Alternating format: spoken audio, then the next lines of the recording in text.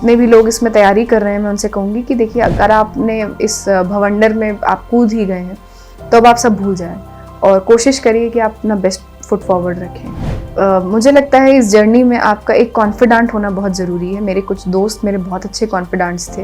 अपनी जितनी भी प्रॉब्लम्स हैं अपने तक सीमित मत रखिए, शेयर कीजिए, डिस्कस कीजिए, एक ग्रुप ऑफ फ्रेंड्स में रहिए। कुछ कोचिंग वाले इसको जान से भी ज़्यादा इम्पॉर्टेंट बड़ा सपना दिखा रहे हैं, हमें इसे वैसे नहीं लेना है। आप अपने ऊपर फोकस कीजिए।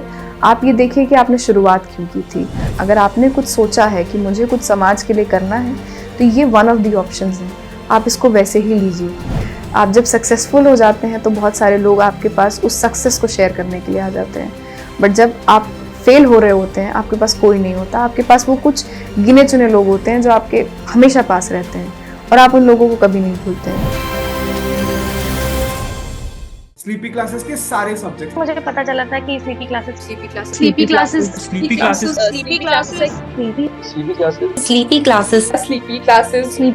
मेरा स्लीपी के साथ इंटरेक्शन हुआ। Sleepy classes I completely relied on your channel. Sleepy की वीडियोस भी देखी है। Sleepy classes is one of those मतलब इंस्टीट्यूशन जहाँ पे सभी टीचर अच्छे हैं। हेलो, मेरा नाम है मेधा आनंद और इस बार मेरी 13 रैंक आई है सिविल सर्विसेज एग्जामिनेशन में। मेरी जर्नी एक बहुत लंबी जर्नी है जो 5 attempt over I think 6 to 7 years after my graduation ये रही है। तो मुझे लगता है कि मेरे पास कुछ वर्ड्स ऑफ विजडम है जो मैं आपके साथ शेयर कर सकती हूँ, जो मे बी आपकी जर्नी को थोड़ा आसान बना सकें। मैं कहना चाहूँगी कि पहले अटेम्प्ट में मेरा प्री नहीं निकला और मुझे उम्मीद थी कि मैं ठीक कर जाऊंगी क्योंकि मैंने तैयारी की थी वगैरह वगैरह, बट ऐसा नहीं हुआ। और उस वक्त काफ़ी इस बात का हवा भी हुआ करता था कि प्रीलिम्स तो निकलता ही नहीं है, बहुत डर बना के रखते थे। उस वक्त ऐसा लगा कि क्या गलत तो नहीं कर दिया है, इस फेज़ में आना ही नहीं चाहिए था। मैं सिविल इंजीनियरिंग की टॉपर रही हूँ अपने कॉलेज की, तो एक ये भी डाउट आता है कि क्या मुझे इंजीनियरिंग सर्विसेज करते हुए चुपचाप निकल जाना चाहिए था, कुछ ज़्यादा तो नहीं कर दिया है। पर देखिए, ये आई थिंक इंसान की नेचर है, वो हमेशा अपने आप को डाउट में रखता ही है, या उसको लगता है कि the grass is always greener on the other side. ये रहेगा, आपको इससे डेली बेसिस पे मैं कहूँगी डील करना पड़ेगा। एग्जाम के जस्ट बाद जब आपको पता चल जाता है कि आपका प्री नहीं निकलेगा, उसके कुछ दिन तक सुबह उठना बहुत मुश्किल काम रहता है। आप सुबह उठेंगे, आपको सबसे पहला थॉट यही आएगा, अरे इस बार नहीं हुआ, अरे पेरेंट्स क्या कहेंगे, अरे इतने लोग पीछे थे वो क्या कहेंगे। अच्छी बात यह रही कि सेकेंड अटेम्प्ट में मेरी रैंक आई और मुझे रेलवे ट्रैफिक सर्विस मिल गया। उस साल चीज़ें ठीक रही, कोविड का साल था, तो जब रिजल्ट आया मेरे आसपास कोई नहीं था। मेरी मदर नौकरी पे गई हुई थी, मेरे फादर भी नौकरी पे गए हुए थे, तो वो सक्सेस मैंने शाम तक अकेले ही इंजॉय की, काफ़ी सारे फ़ोन कॉल्स अटेंड किए। बट एक पॉइंट के बाद मुझे लगा कि काश थोड़ा और बेहतर हो जाता, काश ये जर्नी ख़त्म हो जाती और मैं फ्री हो जाती। नेक्स्ट अटेम्प्ट मैंने फिर इसी थॉट प्रोसेस के साथ दिया कि मैं बहुत अच्छा कर लूँगी। मैं इंटरव्यू स्टेज तक पहुँची, लेकिन उसके बाद मुझे याद है कि मुझे लग रहा था कि इस बार मैं बेहतर करके आई हूँ, मुझे ज़्यादा अंडरस्टैंडिंग है इस सब्जेक्ट की, एग्ज़ाम की, और मेरे अगर हर उसमें इतने मार्क्स बढ़ जाएंगे तो मैं आराम से एक अच्छी रैंक पा जाऊँगी। बट वो एकदम से सपना टूटा जब रिज़ल्ट आया। तो मुझे याद है कि वो रिज़ल्ट नॉट फाउंड हो गया और नो नेम्स फाउंड मैच्ड वाला जो आता है वो आ गया। बाद में मुझे पता चला कि मैंने जो लिस्ट थी वो 1 मार्क से मिस कर दी थी, जो कट ऑफ था उससे जस्ट 1 नंबर मेरा कम था और मैं रिजर्व लिस्ट में आ गई थी। बट क्योंकि मैं ऑलरेडी रेलवे ट्रैफिक सर्विस में थी, उसका कोई मतलब नहीं था। अगर वो मैं 1 मार्क क्रॉस भी कर जाती तो कुछ होता नहीं। अगले साल मैं उसे कहूँगी कि लाइफ ने बहुत ही अम्यूजिंग सिचुएशन दी जहाँ प्रीलिम्स ही नहीं निकला, और मुझे लगता है उसका कुछ रीज़न ये था कि जो ये प्रीलिम्स था ये जस्ट पिछले रिजल्ट के बाद ही हुआ था, और उस ट्रॉमा से मैं बाहर ही नहीं आ पाई थी, क्योंकि मैंने मन में सोच लिया था कि अब तो ये लास्ट है, इसके आगे कुछ करने की ज़रूरत नहीं है। तो जो 4th अटेम्प्ट था उसका प्रीलिम्स ऐसे निकल गया और वो क्लियर नहीं हो पाया, क्योंकि मुझे लगता है कि मैं उस ट्रॉमा से अपने आप को बाहर नहीं निकाल पाई थी। और immediately within 10 days I think अगला प्रीलिम्स था और वो देना मेरे लिए बहुत मुश्किल हो गया। समहाउ मैंने दिया बट वो नहीं क्लियर हो। उसके अगले साल मैंने ये डिसाइड किया कि अब मैं अपनी सिर्फ ट्रेनिंग को एंजॉय करूँगी। मैं रेलवे ट्रैफिक में थी और बहुत सारी चीज़ें आपको मिस आउट करनी होती हैं जब आप तैयारी कर रहे होते हैं। तो जैसे अगर एक ग्रुप जा रहा है उदयपुर की ट्रेनिंग से माउंट आबू, तो आपको वो मिस करना पड़ जाता है, क्योंकि आपको लगता है कि अरे इतनी देर में मैं ये वाला अपना टॉपिक कंप्लीट कर लेती हूँ। तो मैंने सोचा कि लेट्स नॉट डू इट, और एक अटेम्प्ट मैं नहीं दूंगी, मैं सिर्फ अपनी ट्रेनिंग को एंजॉय करूंगी। देखिए कुछ एक्सटेंट तक हो भी पाती है, बट जब आप एक कांस्टेंट एस्पिरेंट मोड में रहते हैं तो आपके दिमाग में वही रहता है कि अरे थोड़ा सा पढ़ लेती हूँ, थोड़ा सा कुछ ये कंप्लीट कर लेती हूँ, एक टेस्ट सीरीज ज्वाइन कर लेती हूँ। एक अच्छा डिसीजन जो मैं कहूँगी उस टाइम का मेरी लाइफ का रहा, वो ये था कि मैंने एक टेस्ट सीरीज ज्वाइन कर ली मेंस की, जो मुझे थ्रू आउट द ईयर जिसने इन्वॉल्व रखा।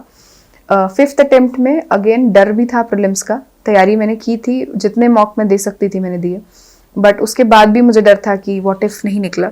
देखिए वो हमेशा रहेगा, बट क्योंकि I already had a job, मुझे थोड़ा कम डर था। जितने भी लोग इसमें तैयारी कर रहे हैं मैं उनसे कहूँगी कि देखिए अगर आपने इस भवंडर में आप कूद ही गए हैं तो अब आप सब भूल जाएं, और कोशिश करिए कि आप अपना बेस्ट फुट फॉरवर्ड रखें।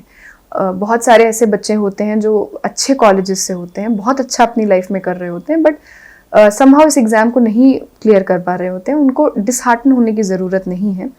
मुझे अभी भी ये लगता है कि इट्स जस्ट एन एग्जामिनेशन, आप उसको लाइफ एंड डेथ मत बनाइए। आप ये समझिए कि ये एक एग्ज़ाम है जो आपको एक जॉब देगा, और आपको उसको ऐसे ही लेना है। एक सपना है, बट वो ज़िंदगी से बड़ा सपना नहीं है। ऐसे फेजेस आ सकते हैं जहाँ आप थोड़ा डिप्रेस फील कर सकते हैं, आप उसमें वो काम करिए जो आपको पसंद हो। मुझे आराम करना बहुत पसंद था, तो जब मुझे लगता था मुझसे कुछ नहीं हो रहा है, मैं सब बंद करके और या तो बस सिर्फ सो ही जाती थी। ये मैं आपको बता सकती हूँ कि मैं एट अ स्ट्रेच बहुत ज़्यादा सो सकती हूँ, लाइक 18 आवर्स और सो। मैं बस बीच में 1-2 बार आँख खोलूँगी and again go back to sleep. तो मुझे लगता है कि वो मेरा गो टू थिंग था, apart from of course food. तो आप अपने ये गो टू चीज़ें ढूंढ लीजिए। रिक्यूपरेट होने में मुझे लगता है कि हर किसी का अलग समय लगता है, कुछ लोग ज़्यादा समय लेते हैं, कुछ लोग कम, और ये डिपेंड करता है कि आपको सेटबैक कितना बड़ा लगा है। अगर प्री नहीं निकला है तो सेटबैक से आने के लिए, वापस आने के लिए आपको अराउंड 15 डेज लग सकते हैं। जबकि अगर छोटे सेटबैक्स हैं कि इस मॉक टेस्ट में मार्क्स नहीं आए, वो नहीं हुआ, तो आप उसको ओवरनाइट उस सेटबैक को कोप कर सकते हैं। मुझे याद है कि ट्रेनिंग के दौरान मुझे वॉफल्स खाने का एक नया वो चढ़ा था। तो जब भी कुछ ऐसा होता था जो मुझे लगता था कि लाइफ बहुत स्ट्रेसफुल चल रही है, तो मेरे स्विगी के ऑर्डर पे वॉफल आ जाता था और मैं वॉफल खा लेती थी। और उस वक्त वो ऑफ कोर्स शुगर ओवरडोज होने की वजह से अगले दिन तक चीज़ें थोड़ी बेटर हो जाती थी। तो आप अपना एक ऐसा वो ढूंढ लीजिए जिसमें आपका गो टू प्लेस क्या है, और उसमें आप अपने आप को शांत कीजिए। 5th अटेम्प्ट में अभी भी प्रीलिम्स में मुझे लग रहा था कि मेरा नहीं क्लियर होगा, और मैं एकदम शटडाउन मोड में चली गई थी आफ्टर प्रीलिम्स। CBI अकेडमी में हम लोग की गाजियाबाद में ट्रेनिंग हो रही थी। जब रिजल्ट आया उसमें रोल नंबर मिल गया, और मैं खुद अचंभित रह गई कि ये कैसे हो गया। और एकदम से वो आप जब स्विच ऑफ कर देते हैं ना अपने माइंड को, उसको ऑन करने में थोड़ा समय लगता है। अच्छी बात थी कि ज़्यादा दिन वेस्ट नहीं हुए थे, आई थिंक 8 डेज निकले थे, बट मैंने उसके बाद फिर अपनी पेस पकड़ी। मैंने एक प्लान बनाया कि मैं कैसे करूँगी।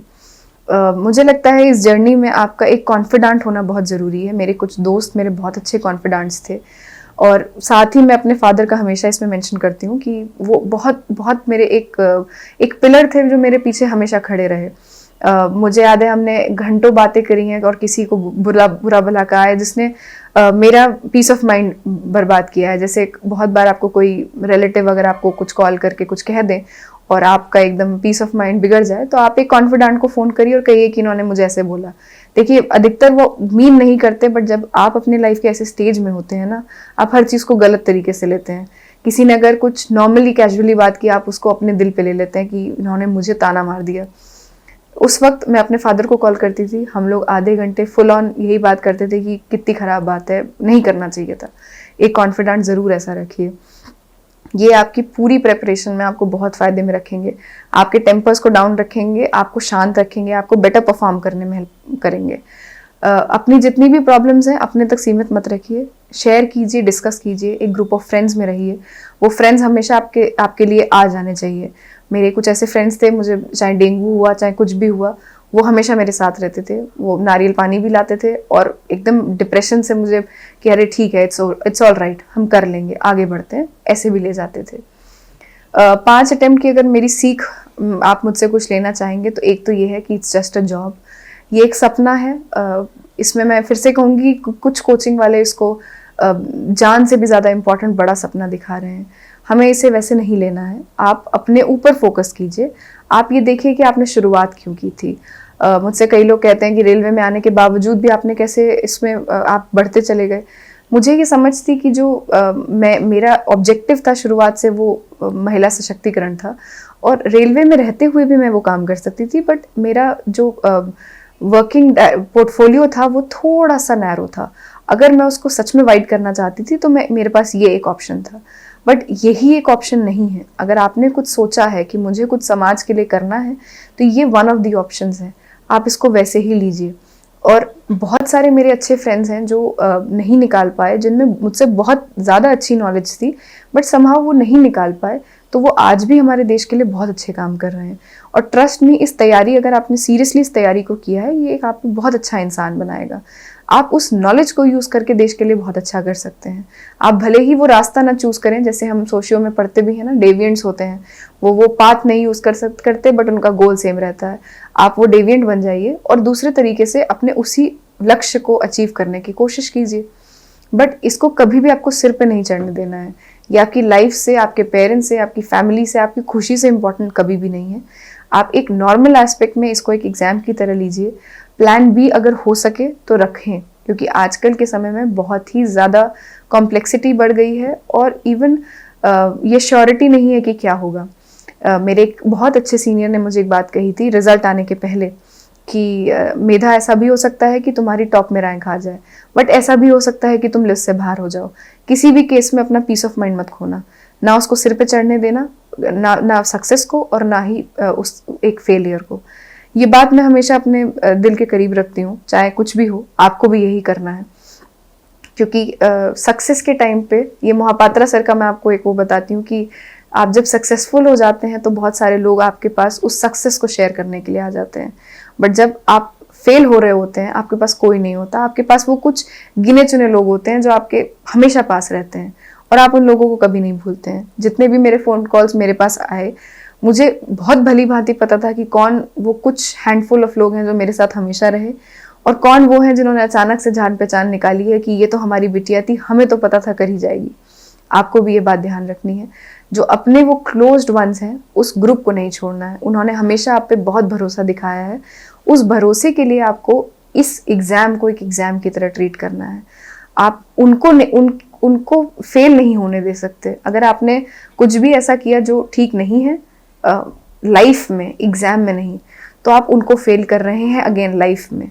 अगर मैंने बहुत सारे फेलो एस्पिरेंट्स को देखा है कि नहीं निकलता है तो वो हमेशा एक पिंच रह जाता है, वो क्वाइट में उनके साथ कोई नहीं होता है। आप उसको पिंच ना रहने दीजिए, क्योंकि आपको ऐसा देख के आपके परिवार वाले बहुत परेशान होंगे। जब तक आप इस प्रोसेस में हैं, अपना बेस्ट दीजिए, किसी चीज़ को आपको रोकने मत दीजिए। जो आपको रिसोर्स, जहाँ आपको अच्छी पढ़ाई करना आपको लगता है आपकी होती है, आप कीजिए। लेकिन once you are out of this loop, you are out of this loop. It was just an exam. ये एक ऐसा स्किल सेट चाहता है जो बहुत अच्छे लोगों में भी नहीं हो सकता और बहुत एवरेज लोगों में भी हो सकता है। इसको आप ऐसे ही ट्रीट कीजिए और एकदम खुशी से पढ़िए, मन लगा के पढ़िए। सोशियोलॉजी में स्लीपी क्लासेस एक प्लेटफॉर्म है यूट्यूब पर, उनकी सोशियोलॉजी की लेक्चर सीरीज फॉलो की। So I did a sleepy classes YouTube marathon. I would binge sleepy classes day and night. Sleepy classes के मैंने सारे लेक्चर्स बहुत रिलीजियसली फॉलो करे हैं। मेरा स्लीपी के साथ इंटरेक्शन हुआ और मैंने जो हमारी वीडियो सीरीज सोशियोलॉजी पे सर पढ़ी हुई है, बहुत ही हेल्पफुल है। मैंने स्लीपी क्लासेस की ऑनलाइन वीडियोस देखी।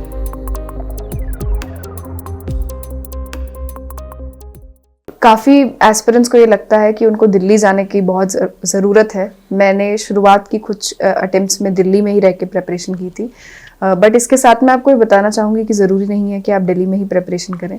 आप अपनी जगह पर रहकर भी प्रेपरेशन कर सकते हैं, क्योंकि कुछ लोगों को घर ही सूट करता है and it is perfectly all right. I have friends जो घर पे ही बैठ के जिन्होंने प्रेपरेशन की है and they have done really well. आप अपनी ऑनलाइन कोचिंग ज्वाइन कर सकते हैं, ऑनलाइन अपनी टेस्ट सीरीज ज्वाइन कर सकते हैं, नहीं तो अपना मटेरियल मंगवा के उसको भी पढ़ सकते हैं। बहुत सारे वहाँ पे शॉप्स हैं जो आपको मटेरियल बाय पोस्ट भेज देंगे। आप बाय पोस्ट फिजिकल मटेरियल मंगवा सकते हैं या फिर उनका ऑनलाइन वर्जन भी पढ़ सकते हैं। आपको इसमें सोचने की ज़रूरत नहीं है मैं दिल्ली में नहीं हूँ तो क्या। देखिए, अगर आप दिल्ली में नहीं हैं तो अगेन आपको बहुत सारी चीज़ों का सोचना नहीं पड़ रहा है। खाना कहाँ से आएगा, वो पन्नी में खाना दे देते हैं, तो वो कैसे मैनेज होगा, गर्मी कैसे मैनेज करनी है, पोल्यूशन कैसे मैनेज करना है, कम्यूटेशन कैसे मैनेज करना है, रहेंगे कहाँ, पीजी के इतने पैसे हैं। तो आपके खुद से ही बहुत सारे प्रॉब्लम्स कम हो जाते हैं अगर आप अपने घर पे रह के पढ़ाई करते हैं, क्योंकि वहाँ सब चीज़ें सेट हैं। आपका एक रूम है, आप उसमें बैठ के पढ़ रहे हैं और अपना बेस्ट कर रहे हैं। एक पॉइंट आपको उसमें और इंश्योर करना है, वो है डिसिप्लिन। यूजुअली दिल्ली में क्योंकि पीयर प्रेशर बहुत रहता है तो लोग अपने आप ही पढ़ने लग जाते हैं। आपको वो डिसिप्लिन लाना है अकेले रह के। वो डिफ़िकल्ट है बट इम्पॉसिबल नहीं है अगेन। तो अगर आपका मोटिवेशन जो है इस एग्ज़ाम में आने के लिए वो है कि मुझे कुछ करना है, मुझे कुछ चेंज लाना है, वो सिर्फ कोई मटीरियलिस्टिक चीज़ नहीं है। देखिए, मटीरियलिस्टिक चीज़ को ब्रेक करना बहुत आसान है। अगर आपको थोड़ा भी उसमें प्रॉब्लम आएगी, आप एकदम से उस सपने को ही तोड़ देंगे। आपको लगता है कि मुझे वो गाड़ी चाहिए, मुझे वो घर चाहिए। ये सब चीज़ें बहुत ईजिली ब्रेकेबल हैं। आपको एक ऐसा सपना लेके शुरू करना है जो बहुत ही इंटेंजिबल हो, कि मैं किसी की ज़िंदगी में चेंज ला सकूं। और यकीन मानिए ऐसा होता है, मैंने रेलवे में ऐसा देखा है। आप बहुत छोटे छोटे काम करके किसी की लाइफ चेंज कर सकते हैं। कैंसर पेशेंट अगर एक ट्रेन में जा रहा है और आपने इंश्योर किया कि वो ट्रेन ऑन टाइम अपनी जगह पहुंची, इमीडिएट उस पेशेंट को एम्बुलेंस मिल गई, आपने अपना काम कर दिया है। और आपको इतनी अच्छा लगेगा ये काम करके कि आपको लगेगा कि बस सफल हो गया। जितनी भी मैंने टेंशन ली, अकेले पढ़ाई की, दिन रात फ्रेंड्स की शादियां मिस की और सब मिस किया, वो सब सफल हो गया। तो आपको यही करना है। और मुझे लगता है कि डीकेटी अपने माध्यम से ये इंश्योर करता है कि जो बच्चे कहीं भी बैठ के तैयारी कर रहे हैं उनको वो प्रॉपर गाइडेंस मिले उन लोगों से जो कभी एक नॉर्मल एस्पिरेंट होते थे बट अब क्योंकि लिस्ट में नाम आ गया है और वो कुछ इस तरफ हो गए हैं, वो इंश्योर करते हैं कि आप तक वो मैसेज पहुंचे, एक अनफिल्टर्ड मैसेज जो कोई कोचिंग वाले नहीं कर रहे हैं, क्योंकि अगेन वो एक ड्रीम सेल कर रहे हैं। यहाँ पे ऑब्जेक्टिव ये है कि किसी की एक कहानी सुनाना, एक टू द पॉइंट ये बताना कि उन्होंने लाइफ में क्या किया है। तो थैंक यू डीकेटी, आप अच्छा काम कर रहे हैं, good job and all the best to all the aspirants.